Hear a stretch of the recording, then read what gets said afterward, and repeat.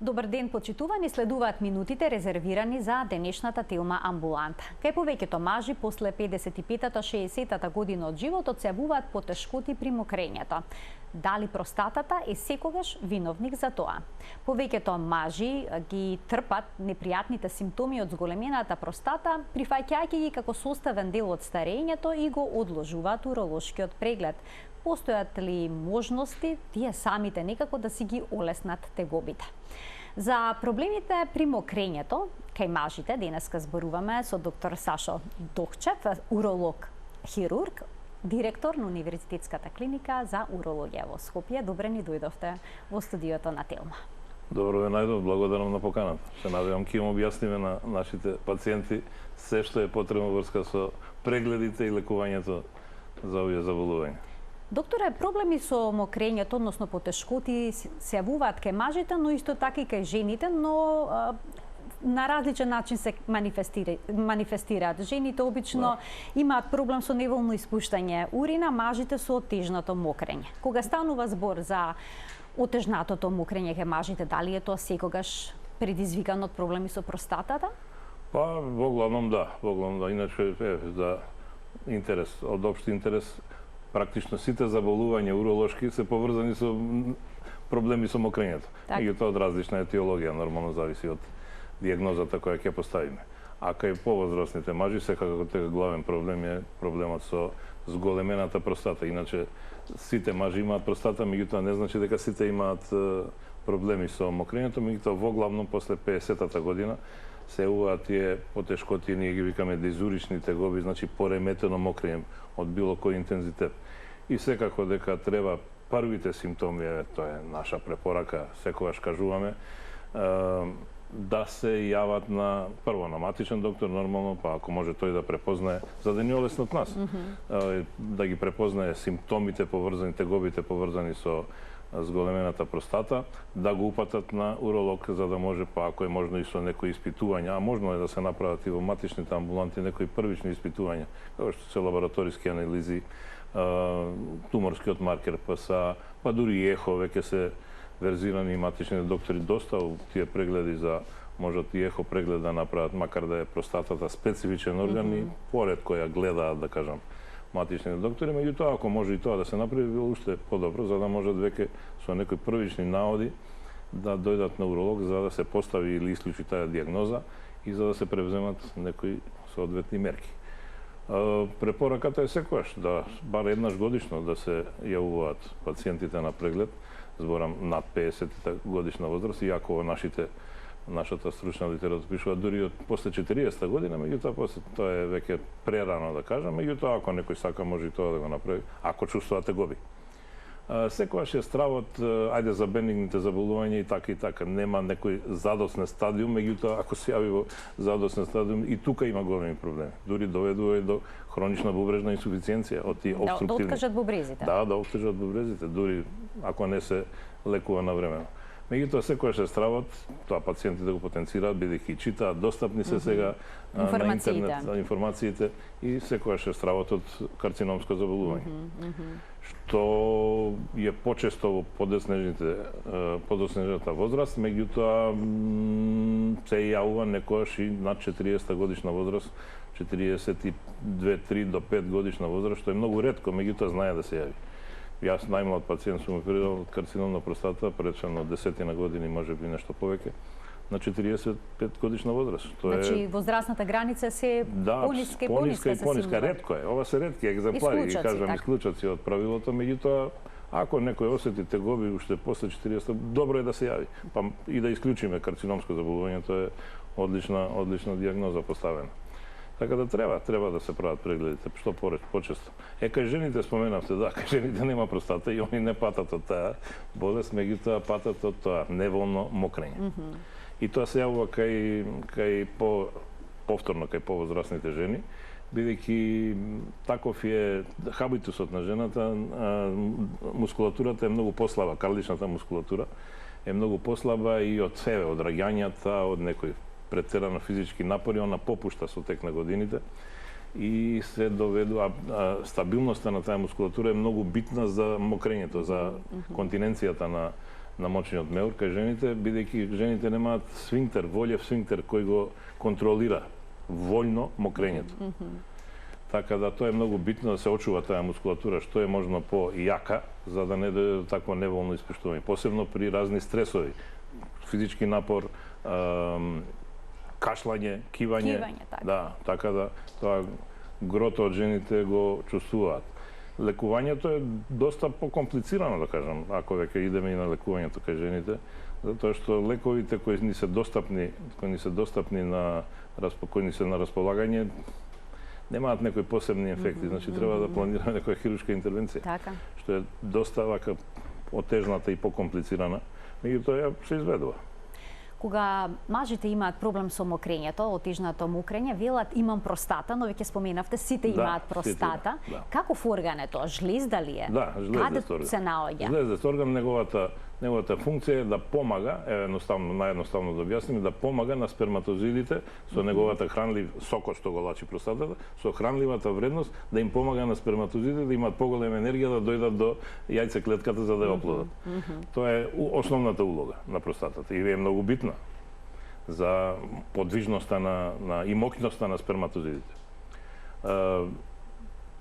За жал, рековме дека таа ја врши својата улога нели во младата возраст, меѓутоа во постарите години не е толку битна оваа улога што ја спомнав. Незина прави проблеми. И секое зголемување на простата не значи дека треба да се оперира. Вика кога идеме на крајната варијанта оперативното лекување како што работевме пред едно 20 до 30 години. Тогаш беа многу, малтене секојдневно имавме операција на простата. Било да е трансуретрална, тогаш беше на почетокот или отворена хирургија, да не ги замараме гледачите, така да многу почесто опериравме. Откако се појавија пред 20 на 25 години мокни лекови, за да можеме да го контролираме растењето на простатата, веќе имаме 50% намалени такви интервенции. Зборам за бенигните заболувања. Така. А дали големината на простатата се разликува во зависност од возраста? Кај 20 годишни мажи, дали е секогаш помала во споредба со 60 годишни, да речеме? Помала е, нормално дека е помала. Големината на простатата е некаде околу 20 на грама, нормалната простата. И како иде возраста, така она се зголемува. Кај некој повеќе, кај некој помалку. Кај сите ќе се зголеми? Кај сите. Нема исклучоци, тука тоа си е природен процес. Кај сите ќе се зголеми, меѓутоа не значи дека големината на простата е одлучувачка, секогаш одлучувачка во третманот. Дали ќе дадеме лекови или ќе одиме на... Тоа значи зголемена простата може да не дава проблеми со мокрење? Може да не дава, да, може да не дава. Значи не е одлучувачки факторот. Така да тоа е нешто што треба да го процени урологот. Од тие испитувања што ние ги правиме, нели, ехо рековме, компјутерска томографија, ректални прегледи, налази на дигиторектални прегледи, зборам ја тоа. Ќе проговориме како ќе изгледа еден класичен преглед во текот на емисијата. Така да од искуството и од нашите гајдлајнси, нормално препораките што ги имаме од Европската и Светската асоциација, мора да се водиме по таа патека, бидејќи ние работиме според медицина базирана на докази. Тоа е усталено и тука нема што да се менува, али варијантите секако се битни за урологот, како да и на кој начин треба да ја третира, кога треба да превземе хируршка интервенција ако не делуваат лековите. Тоа се оние специфики кои урологот со неговото знаење и искуство нормално треба да ги потенцира и да ги каже. Успешно се лекуваат. Мислам, навистина сега во последно време лекувањето е успешно, благодарение на овие моќни лекови пред се што ги имаме на располагање, бидејќи во минатото немавме некој моќен лек кој влијаеше на намалувањето на простатата и подобрување на симптомите. Се користеше еден лек кој беше од растително потекло, така наречен трианол, кој практично беше за лажување, колку да имаме некој лек. А сега што прават новите лекови? На што влијат? На жлезденото ткиво го намалуваат? Да, го намалуваат жлезденото ткиво. Тоа се еден тип на лекови и најчесто не даваме у комбинација. Едниот лек што го даваме, алфа-блокерот, го доведува до намалување на отпорот внатре во мочниот меур и на почетниот дел на уретрата, на одводниот канал, за да може да се релаксира мускулатурата, за да има подобар проток. Тој не ја намалува простатата, а другиот лек што го даваме, така наречени 5-алфа редуктаза инхибитори, кои го блокираат тестостеронот. Тоа е главниот причинител, машкиот хормон, тоа е главниот причинител за развој на бенигната простатична гиперплазија и неговиот метаболит, дихидротестостерон. Тој практично го блокираме на тоа ниво со тие лекови. И со тоа се намалува. Не се дозволува да се зголеми простатата и да се намали ткивото. И на тој начин и подобруваме проток и подобруваме го намалуваме волуменот на простатата. И тоа на подолг временски период. Што го значи подолг временски период? Подолг најмалку е 6 месеци, најмалку, ама тоа не е доволно. Вообичајно не е доволно.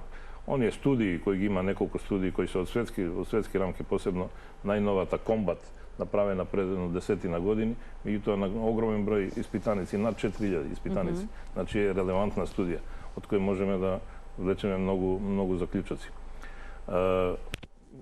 Препорачува да 2 години е најмал период, 4 години е најдобриот период. Значи континуитет, комбинацијата од овие два лека да се земаат и навистина има ефект. Резултати, еве јас ќе ви кажам еден драстичен пример, го знам, го запамтив пациентот, затоа што беше татко на еден мој пријател. И пред 10 години исто имаше огромна простата, 365 грама, колку се сеќавам беше простата. А 20 грама споминавте дека нормална. И сега некој ќе каже апсолутна индикација за операција. Ама не е така. Од испитувањата се покажа дека не е така. Он мокри добро, со мали тегоби. Значи не е индикација веднаш да се оперира. И предовме кон ваквиот начин на лекување. И најмалку зимаше едно 5-6 години терапија, простатата ја намалихме до 150 грама. Значи одлични резултати. Одлични резултати. Тоа е еден драстичен пример, еве како делуваат овие мокни лекови. И не го оперира, до денеска човекот не оперира. Одлично. А какви, докторе, симптоми обично имаат пациентите кога ќе се пожалат на отежнато мокрење? Па за честеното мокрење. Како изгледа актот на мокрењето? Слаб млас, испрекинато? Слаб млас, така е. Тоа се тие дизурични тегоби кои ги напоменавме, тоа се. Значи секое пореметување мозок, за честено слаб млас не иде, како што велиме ние, млазот далеку, бидејќи мажите гледаат кога мократ, за разлика од жените што мократ седејќи. Така да они гледаат и споредуваат млазот на млади години и како бил сега. Ние крајни фази викаме сликовите да опишам, нели како пациентот да си ги мокри кондурите кога мокри на шолја, не мокри во шолјата, него пред шолјата за WC шолјата. И тоа е многу важен симптом. Знае некојаш да биде придружена инфекција, што е и нормално, секаде кај што има застој, бидејќи пред простатата предизвика застој на урината во мочниот меур. Нема измивање, плакнење на Па не доволно. Останува недоизмокреност, тоа го викаме, чувство на недоизмокреност. И таа количина може да се мери, што не може да се измокри. Останува во мочниот меур. Да. Тоа е проблем, така за најголемиот проблем е тоа. Со тоа ако не го решиме тој проблем, тоа доведува до тешки компликации. Значи простатата не ни е толка проблем колку што овој застојот на урината во бешиката, во мочниот меур, пошто е активен орган, он со целата негова мускулатура настојува да исфрли мокрачата. Тоа нормално, после мокрење мочниот меур треба да биде празен. Значи да не останува ништо. Сега, чим останува количина и таа останува константно. Значи, доаѓа друга од бубрезите количина на урина и така се натрпува количина која мочниот меур не може целосно да испразни. Да, и он ќе совлада таа, да кажам, пречка, меѓутоа со тек на време мускулатурата ќе ослабе на мочниот меур. Ако го дозволиме тоа да ослабе мускулатурата, тогаш ништо не сме направили. Значи сме пропуштиле. После 10 операции на простата да направиме, ништо нема да постигнеме, бидејќи мочниот меур нема активна способност да исфрла мократ. Сме го изгубиле како орган. Нас тоа ни е проблем. Мочниот меур ни е проблем. За да го очуваме како орган, бидејќи тој трпи. А докторе, се буваат и потреби за чести ноќни мокрења? Да. И тоа заборавивме да го споменеме. Значи и тоа е еден патогномоничен знак. Преку ден пациентите, поготово првите стадиуми на болеста, немаат некои посебни тегови, за честено мокрење, и тоа не обраќаат посебно внимание. Ноќта која ќе дојде, веќе станувањето е тоа она што го ремети сонот. Еднаш до 2 пати, ајде, е толерантно, бидејќи ноќе не смее да се станува за време на спиењето. Мислам, не треба. И веќе кога еднаш кој ќе станат, после 2 пати кој ќе станат на пациентите, се нарушува сонот. Сонот се нарушува и квалитетот на дневниот живот. Така и тоа е патогномоничен знак. Веќе Колку пати во текот на ноќта пациентот треба да стане за да поставите диагноза ноќно мокрење? Па еднаш да стане, па е веќе пореметено мокрење. Али ние од искуството го толерираме тоа еднаш до два пати. Некојаш пациентите и психички, да кажам, не бирима, не може да спијат, не е секојаш зависи од свесноста, нели, бидејќи зависи психичката состојба на пациентот. И од тоа зависи и мокрењето и ноќи, иако кората на големиот мозок при спиење е исклучена, меѓутоа некој има полесен сон, како што се вели, некој потврд. Така да тоа е знак кој веќе треба да сигнализира дека треба да се јави на уролог, да испитаме и да почнеме со некој третман. Добро е, да. Пациентите кои што доаѓаат кај вас на преглед, обично имаат симптоми? Па има, да, имаат ретко кои доаѓаат превентивно, да кажам, да се има и такви, тоа можам да ги пофалам нашите граѓани, јас секогаш го истакнувам тоа и на оние наши укажување, гостување кога е и светскиот ден, нели, на светскиот месец на маското здравје. И тоа го укажувам дека има, последните години има подобрување. Веќе има, дури некои и прередовно доаѓаат на контрола. Не мора еднаш годишно, веќе и на 6 месеци доаѓаат на контроли, превентивни или за терапија и така натаму. Така да свесноста е зголемена.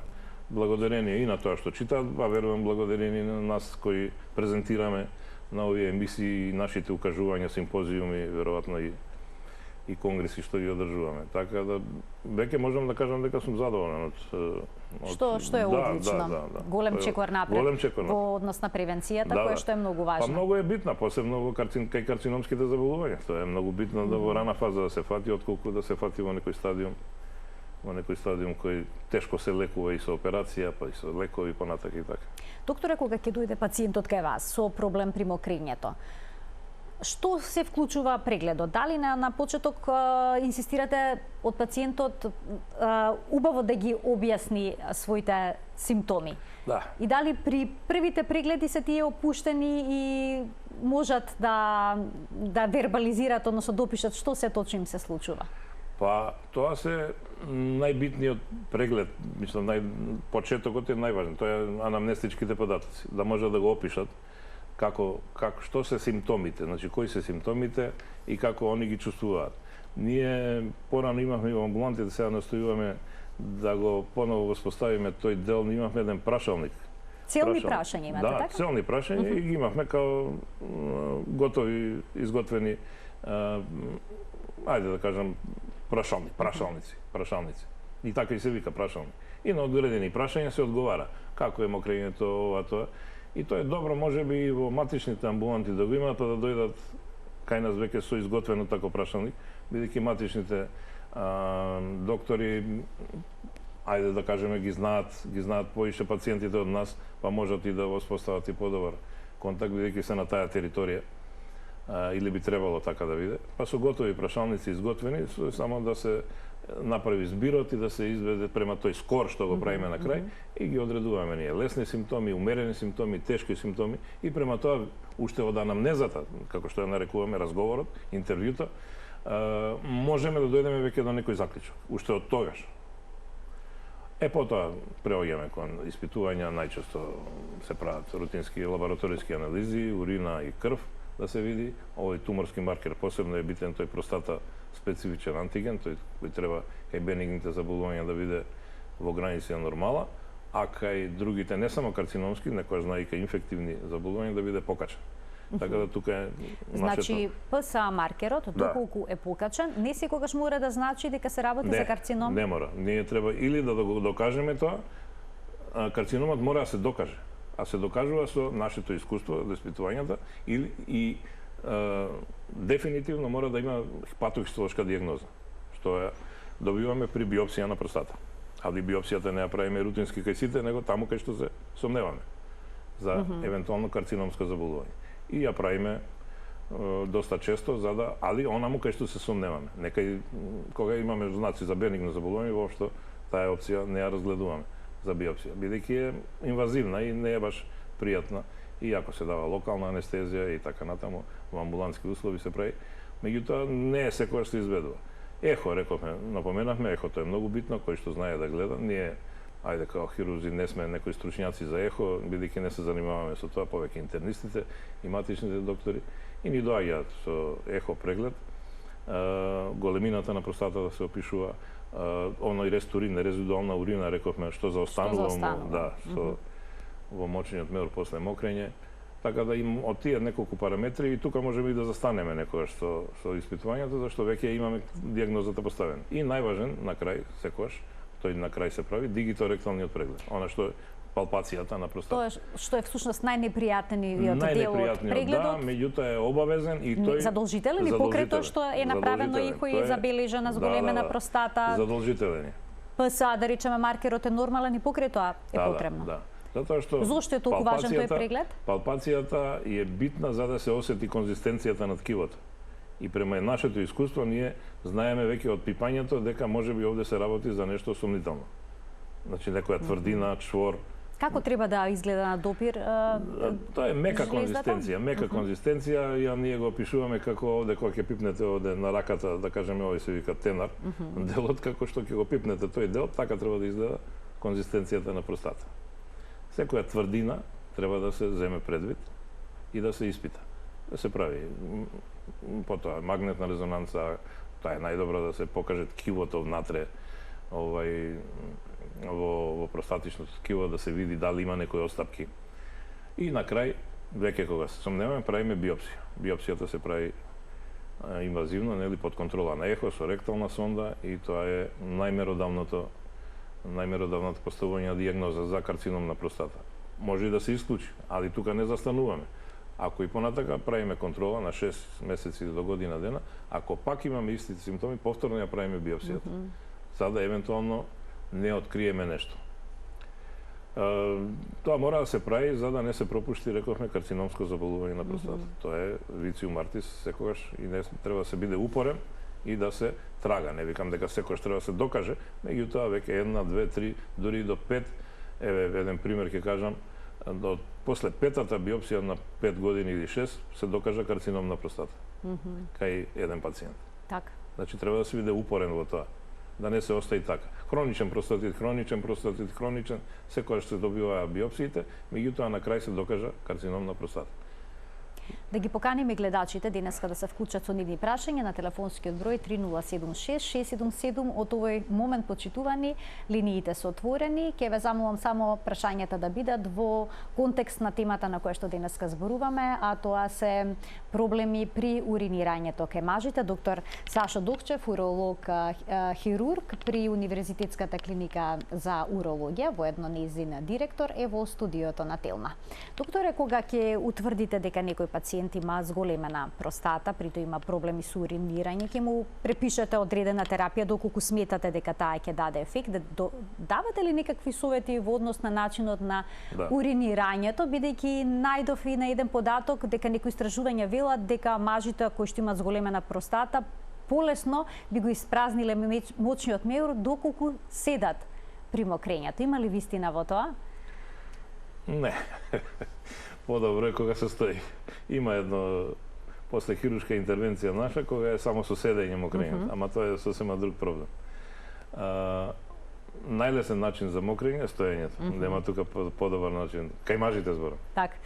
Така да начинот на лекување и препораките кои ги даваме има неколку типа на лекување. Кај оние со минимални симптоми дури не мора да даваме терапија. Значи има една таква метода на лекување, иако ништо не даваме како лек, се вика watchful waiting на англиски, многу убаво кажано, тоа се вика гледаме и чекаме. Тоа значи да ќе го следиме пациентот, следење. Ево, тој стадиум и во таа препорака кажуваме дека не треба лекови сега, него да се смени начинот на живот едноставно. И го нарекуваме хигиенско-диететски режим. Што подразбира тој? Да нема екстреми во јадењето и во пиењето. Све е дозволено, ама да нема екстреми. Колку течност максимум во текот на денот соведувате? Треба најмалку 2 до 3 литра. Немат ограничување? Не, нема. Пред спиење некакви ограничувања? Пред спиење, да, ограничувањето. Тоа е она хигиенско-диететскиот режим. За да не се станува ноќе, најдобро е 1-2 сата да се избегнува внесена голема количина на течност. Тоа е една од препораките во овој начин на лекување, да не се конзумираат многу жестоки алкохолни пијалци. Не е забрането, меѓутоа да не биде претерано. Да не се конзумира премногу љута храна, зачинета храна, кафиња многу да не се пијат во тек на денот и цигарите, зашто све тоа предизвикуваат иритација на системот за мокрење и зачестеноста е многу поголема кај овој тип на начин на исхрана. Така да тие начини треба да се избегнуваат. Препорака има, порано е многу често ја користевме, нормално кај мажите, да не се вози многу точак, да не се вози со саати точак, што е велосипед. Препорака која се објаснува со тоа што при возењето на велосипед со саати, зборам, повеќе саати, доведува до, бидејќи е седечка позиција и седиштата се секогаш веројатно потврди. И предизвикува застој на крв, конгестија, ние го викаме во тој дел, во делот на перинеумот и простатичниот дел, и на тој начин простатата отекува и оневозможува добар проток на урина. Така да тие се некои препораки во тој хигиено-диететски ред. Движење се препорачува, да не се седи со саати навечер у фотелја па да се гледа телевизија. Ево се погледа малку телевизија па да се продвижи пациентот, така да тие се оние препораки кои ги препорачуваме во тој начин на лекување. Вториот начин на лекување е овој медикаментозниот што го кажавме и кој е многу ефикасен. Ако го почнеме многу порано, имаме големи резултати. Али комбинацијата од овие два лека и на долг временски период. И ако тоа не помага, бидејќи ние пациентите ги контролираме во зависност од симптомите и успешноста на терапијата, на 6 месеци или на година дена. На една година, и ако видиме дека во тек на тие контроли немаме некој посебен успех, онда јасно е дека оперативната метода е неминовна и дека мора да се изведе. Ке ги вклучиме прашањата на гледачите, потоа ќе преминеме на оперативната метода. Добар ден за првиот од нив. Јас сум. Добар ден, ве слушаме во програма, сте повелете. Добар ден. Добар ден. Јас сум. Да, ве слушаме во програма, повелете. Кој е вашето прашање? Имам едно прашање до докторот. Значи, може ли од простата зголемена да се замара доста? Така, дали би можело да чувствувате премор од зголемена простата? Тоа е вашето прашање, ако добро ве разбрав. Точно така. Так, само тоа е прашањето, така. Ви благодарам за вклучувањето. Веднаш да го слушнеме и следното прашање. Добар ден. Добар ден. Повелете. Дали ме слушате? Да, ве слушаме, повелете. Поздрав до водителката, поздрав до докторот. Благодарам. Едно конкретно прашање. Опериран сум од карцином на простата пред 4 години. Клетка, карцином клетка, левиот лобус, значи во капсула. После операција, постоперативно се чувствува само при одење, при движење. Неволно При истекување. движење, иначе во мирување и во спиење нема. Значи при движење и при мал напор се осеќа пропуст од мочниот неур. Дали има нова технологија, дали има некое решение во новие За овој ваш проблем. Ви благодарам за вклучувањето. Повелете, докторе. Па првото прашање беше дали се чувствува замор. Директно дали влијае простата, не влијае директно, меѓутоа од симптомите што ги кажавме, посебно ова пореметено спиење, секако да утрешниот ден ќе биде многу напорен. Затоа е индиректно поврзано со чувствувањето на замор, иначе директно заболувањето не дава замор нормално, меѓутоа симптомите што ги предизвикува индиректно може да предизвикаат. Кај карциномското заболување, оперативните методи се неколку типа. Класичниот метод на операција, со рез да кажам, лапароскопскиот метод, со неколку дупчиња, и роботското лекување. Роботското лекување кај него го нема, иначе овие два метода кај нас на клиника се работат многу години наназад, повеќе од 10 години. А првата лапароскопска операција направи повеќе од 10 години, да кажем, и сега колегите веќе превзимаат и така. За жал, овие симптоми што ги кажа, проблеми, овој гледачот, се јавуваат кај постоперативно. Не често, меѓутоа се јавуваат. Тоа се единствените компликации кои се можни: инконтиненцијата, постоперативна, и импотенцијата. Импотенцијата може да се превенира во зависност од наодот, али кај повозрасните мажи па импотенцијата колку е и битна, тоа е прашање на дискусија, меѓутоа има и пациенти кои бараат да бидат потентни и после извршената операција на карцином на простата, без разлика дали се работи за класична или за лапароскопска. Со презервирање на тие невроваскуларни петелки што проаѓаат два штука што се одговорни за одржување на потенцијата, за очувувањето. Меѓутоа тоа не треба да биде императив при самата операција во зависност од наодот. Да не биде после пациентот е потентен, а наодот не сме го занемариле, па не сме направиле радикална операција. Значи тоа е секогаш од искуството на хирурга треба да биде проценката. Инконтиненцијата, за жал, кога ќе се појави, тешко се зауставува. Таа е вообичајна во првите неколку месеци, 3 до 6 месеци постоперативно. И после проаѓа. Меѓутоа ако се веќе перзистира после 4 години, да кажам, и тоа не е ова голема инконтиненција само при напор да се јавува, меѓутоа е проблем. Се поставуваат свинктери на тоа ниво и таа метода треба да ја воспоставиме, малце е поврзана со доста финансиски средства, меѓутоа и тоа треба да го воспоставиме на клиниката, бидејќи тоа ни фали и имаме напори да дури и поканиме некои, да кажам, од колегите што се занимаваат најчесто од Србија, бидејќи со нив имаме најдобар контакт, да дојде да ни гостува па да поставиме такви свинктери. За среќа немаме такви многу пациенти, тоа е добро. А иначе една од компликациите можни е и таа. Да. Уште еден гледач ке вклучиме. Добар ден за него. Добар ден. Ало. Ве слушаме, во програма сте, повелете. Да го прашам доктора за ова, дали може? Да. Да, секако, повелете. Добро, збора сега. Кој е вашето прашање?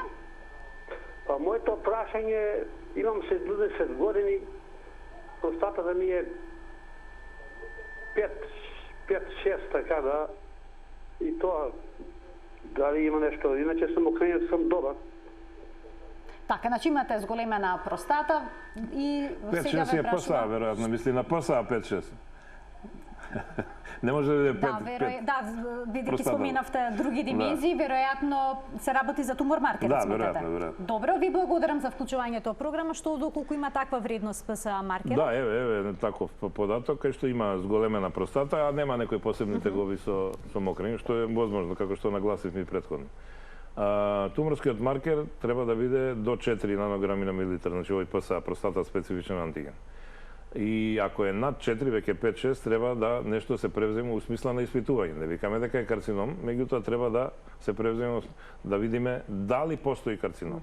Затоа што знае некогаш да биде и од хроничен простатит покачено овој маркер. И затоа се превзимаат овие испитувања кои ги правиме и магнетна резонанца, како што ги напомнува, дигиторактален преглед, дали ќе напипаме нешто. И на крај правиме, ако се сомневаме, биопсија. Биопсијата е најрелевантен показател. Или има, или нема. Али ако не докажеме карцином, не викаме дека го нема, него дојдите за 6 месеци на контрол. За 6 месеци, во тој случај би требало да бидат контролните прегледи. Ако имаме пак зголемен туморски маркер, ќе кажем, овде нешто не е во ред, дајте да видиме дека треба повторна биопсија. Претходно се даваат антибиотски средства да видиме дали ќе се намали во смисла на инфекција и ако повторно имаме зголемување на тој туморски маркер, нема што друго, повторна биопсија. Рековме, повторувачки биопсии, тоа е неминовност. Тука ќе пуштиме еден блок реклами, а веднаш потоа продолжуваме со денешната Телма амбуланта. Останете на Телма.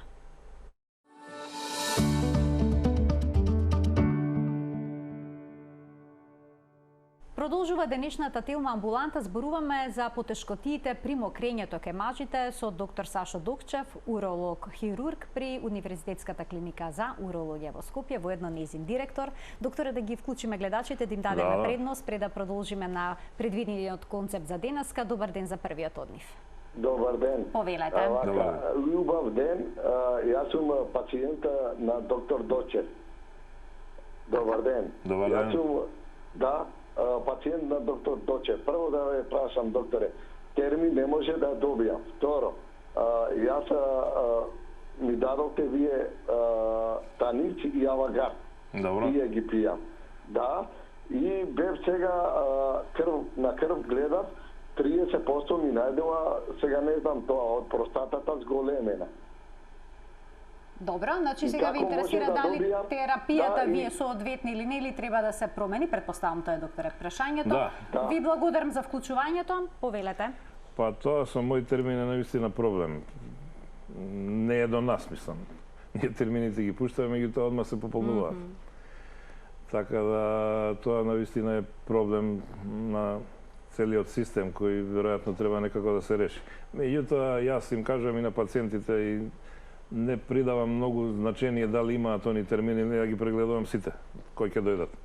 Така да нека повели во вторник во амбуланта, овој вторник тешко дека ќе можеме наредниот што доаѓа да ги видам резултатите и да видиме. Тие се оние два лека кои ги напомена, кои ги даваме често ние. Така. И кои навистина помагаат.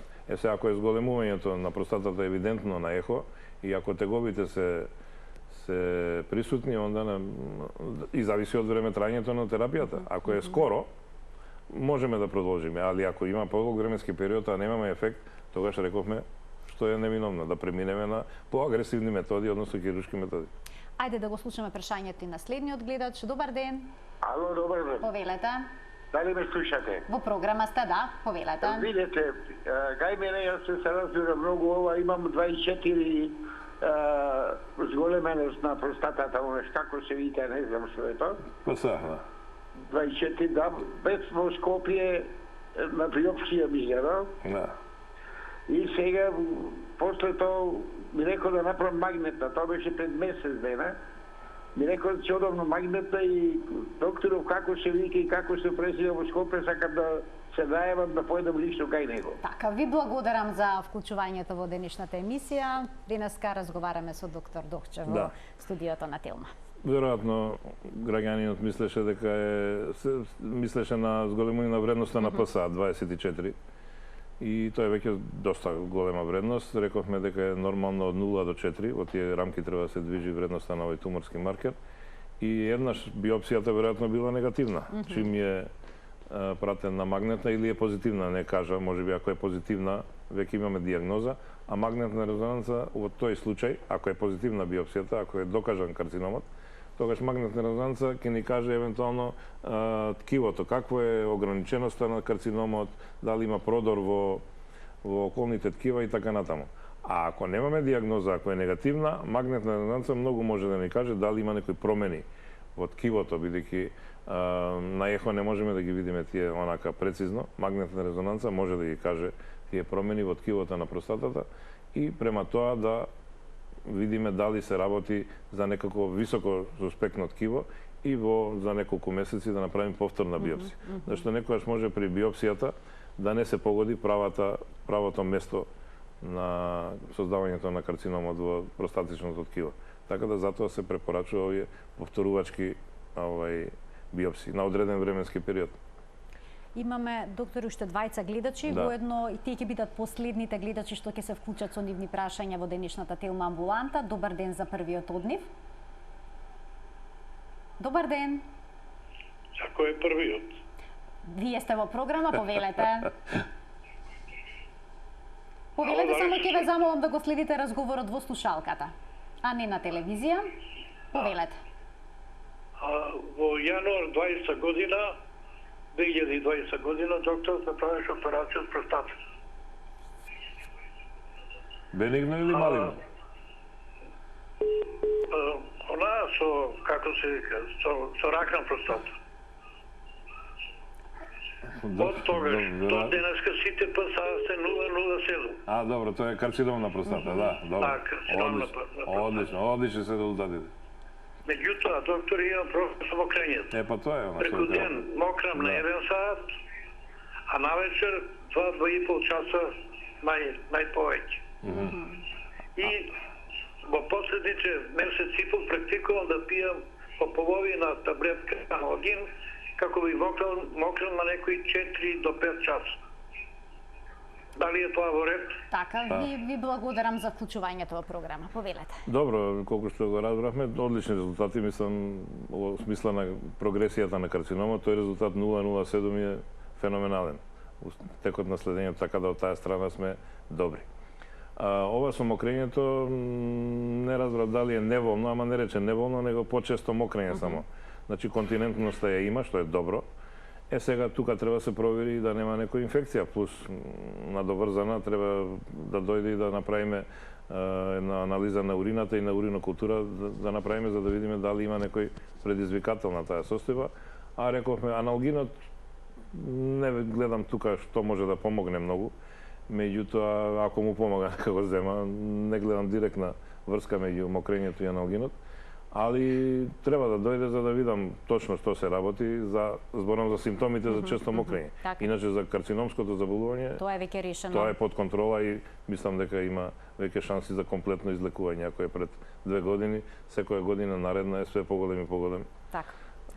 Можноста за излекување. Одлични и оптимистички прогнози. Да го слушнеме и следниот гледач, само ќе го замалам што по-конкретно со прашањето во интерес на времето, имаме уште малку време во денешната емисија. Добар ден. Добар ден. Добар ден. Повелете. Сум опериран од карцином на простата. Така. И редовно правиме контроли, мислам на ПСА. Да. Контролава, тоа се тумор маркетите, се добри и испаѓа да се испод 4, можда 3,9, 3,5 и така натаму. И користам Андрокур таблети. И го прашал докторот дали треба да продолжам редовно да ги пијам тие Андрокур таблети. Тоа е моје прашање. Така, ви благодарам за вклучувањето. Хвала. Тука имаме малце повисок ниво на степен на дисеминација, кажувам за карциномското заболување и покрај оперативната метода која е применета, имаме зголемено ниво на ПСА. Ова е веќе висока вредност. Иако е во границите нормална, ама тоа важи за нормалните прегледи, не важи за постоперативните прегледи. 3 до 4 веќе е високо ниво. И затоа е даден овој лек Андрокур. Тој се дава кај колегите на онкологија. Иако треба да биде кај нас таа терапија, меѓутоа така е, праксата оставена на назад и така и остана. Колегите од онкологија даваат ова така наречена хормонална терапија. За да се намали карциномското заболување и да се држи на некој начин во граници на нормала. Андрокур е еден од лековите кои се даваат, али сепак не гледам дека има некој подобрување. 3 до 4 е веќе многу висок ниво на ПСА, простата специфичниот антиген. Треба да се смени терапијата и да се превземе нешто друго. По некои укажувања, параметри, треба да биде од прилика 0,2, тука некаде нивото на простата специфичниот антиген и нешто повисоко од таа вредност. Али 3-4 веќе... Значи, потреба за дополнителни испитувања. Да, треба да се смени терапијата. Ми дадо знак дека имаме уште еден гледач. Во ред ќе вклучиме, еве, нека биде тој последниот за денеска. Добар ден. Добар ден. Еве уште една можност за гледачот да се вклучи. Добар ден. Жал ми е што не успеа во тоа. Докторе, доколку некој пациент има бенигно зголемување на простатата, кое што не реагира позитивно на терапијата, што се презема понатаму? Каков тип на операција? Дали е потребно целата простата да се отстрани, само еден нејзин дел? Како проценувате, каква постапка ќе превземете? Суверена метода во оперативните техники е така наречената трансуретрална резекција на простата. Тоа е ендоскопска метода на оперативно лекување, при што се отстранува скоро целата простата, али од безбедносни причини се остава еден тенок филм околу простатично ткиво, околу незината капсула. Да не се оштети капсулата на простатата, бидејќи тоа е компликација на операцијата и ние тоа го избегнуваме. И затоа оставаме еден мал тенок, милиметар-два филм, така да го викаме филм, за да биде од безбедносни причини кои не влијае на симптоматологијата и на ефектот од операцијата. Значи тоа е, да појаснам, низ каналите ние обично викаме, низ уретрата, низ каналот за мокрење. Значи без резови. Без резови. Тоа е суверена метода, тоа е златен стандард. Сега има разни извори на енергија, најчесто се споменува ласерот, меѓутоа ласерот не е суверена метода. Најчесто е ова електричната метода која се употребува високофреквентна струја за операција. И се уште е таа суверена, се вика диамантски стандард дури во нашите гајдлайнси. Иако ласерот завзима полека по ласерското лекување, и ние го имаме одскоро таквиот најмодерниот ласер набавен минатата година од Министерството за здравство, ни го набавија, зашто тоа се огромни суми на пари, бидејќи како клиника тешко можеме да си дозволиме таква вредност, меѓутоа и тоа го имаме. Сега, у најскоро време, очекувам да се почне фирмата која го снабди и која го произведува да дојде да го пушти, да можеме да почнеме со работа. И со таа ласерска техника на оперативно отстранување на простатата. Значи, овие два начина се, има и други, меѓутоа тие многу ретко се употребуваат. Втората отворена метода е со рез, нели, класично лекување, кога се отстранува целата простата, се до капсула, и таа многу поретко се употреба, зашто е поагресивна. Многу поагресивна, се прави рез и така натаму, постоперативниот период е многу по долг, од 5 до 7 дена зависи како ќе тече текот на операцијата, така да таа метода ја избегаваме и ја употребуваме само кај екстремни случаи, кај многу зголемени простати, како што кажавме, над 150 грама до 300 до 200 грама зависи од тоа, тогаш не вреди да се оперира на овој начин трансуретрално, зашто трансуретралната резекција има ограничувачки период за колку време треба да се изведе. Тоа е најмногу што треба да се изведе е за час и половина. Значи тука треба да се прекине. И зависи од вештината на хирургот колку ткиво ќе извади, ќе може да отстрани. Така да тоа е ограничувачки фактор и тоа е некоја негативност на оваа метода, меѓутоа искуството на хирургот колку е верзиран, веќе се завршуваат простатите операциите за саат и 15 минути, што е веќе одличен метод. Иначе употребуваме метода уште пред 30 и на 40 години кај нас на клиника. Овие методи отворените многу ретко ги употребуваме и реков кај тие зголемени, многу енормно зголемени простати и треба да се избегнува затоа што ова е суверена метода. А како изгледа процесот на опоравување? Колку време по оперативниот зафат пациентот може да воспостави контрола на уринирањето? Ние веќе, иако кај ласерското оперирање, ќе видиме сега, ќе почнеме и ние веројатно наскоро со ова, иначе од литература и од искуството на колегите во околината што работат, мислам на Бугарија и на Србија. Дури мислам дека уште истиот ден ги пуштаат дома. Што е навистина за пофалба. Нашата и оваа метода што ја употребуваме негде е 2 дена постоперативна хоспитализација, по вадењето на катетерот веднаш има воспоставување на контрола на мокрењето. Значи таков проблем. Толку е 2 дена постоперативно, толку е постоперативниот период. Кај ласерското ќе видиме дали е тоа како што се фалат колегите, да кажам, уште истиот ден, да ги пуштаат дома, што е одличен резултат, ама дали може кај секој да се примени таа ласерска метода, ќе видиме. Не сум многу убеден, но да видиме. Со оглед на тоа дека останува дел од ткивото на простатата, може ли повторно да се случат проблеми, повторно да порасне жлезденото ткиво и да предизвика проблеми со уринирање период над 10 години.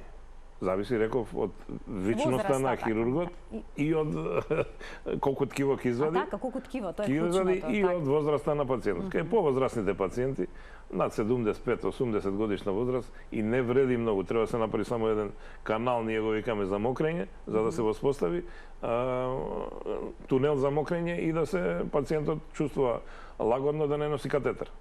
Затоа што веќе во подоцнените години не е само простатата проблем кај пациентот, него и општото здравје некојаш е засегнато, па тие методи некојаш и не може да се применат, бидејќи оперативната метода изискува анестезија и се можни и повеќе компликации од тој дел. Така да тие се проценки кои ги правиме. Меѓутоа, колку повеќе извадите ткиво, толку е подобро. И веќе над 10 години и повторно ако треба да се направи, па не е проблем. А дали овој зафат влијае и кај ерекцијата? Не. Што е со помладите мажи кои што треба да не направат влијае ваков кај ерекцијата, на запад? ерекцијата не влијае воопшто, значи кај потенцијата, влијае кај исфрлањето на спермата. Значи нема ејакулација на сперма. Ако се направи тотална простектомија и што поголема простектомија, зборам ејакулацијата нема да се врши во оној облик кој ја знаеме, него ќе тече практично со урината спермата. Што кај повозрастните луѓе тоа не игра некој посебен проблем. Кај млади да, влијае. И затоа кај младите гледаме ако е неминовна таа трансуретрална резекција, само оној дел што смета, да не биде целосно отстранување. Така. Јас ви благодарам за вашето денешно гостување во Телма амбуланта, за деталните појаснувања поврзани со темата на која што говоревте и ве сосема на крај еден повик за редовни превентивни прегледи на простатата, од која возраст мажите би требало да почнат да ги прават, кога прв пат да посетат уролог? Да, рековме, еве, над 40 годишна возраст од литература, како што е во нашите литературни списанија и книги. А меѓутоа сметам дека 40 година многу рано, али еве од 50-та година навистина треба обавезни прегледи да видат на простата и да доаѓаат на прегледи за да евентуално не би пропуштиле нешто. Тие прегледи би вклучувале и превентивен ПСА ПСА обавезно, ПСА маркер, тоа е неминовност. Затоа реков, може дури и во амбулантите кај матични доктори. Дури сите, мислам дека матични доктори имаат во своите амбуланти веќе китови што ги одредуваат простата специфичните антигени. Ви благодарам за гостувањето. Ми беше задоволство и чест што гостувавте во студиото на Телма. Благодарам, ви стојам на располагање. Почитувани, тука заокружуваме денешната Телма амбуланта. Ви благодарам за вниманието со кое што не следевте. До гледање.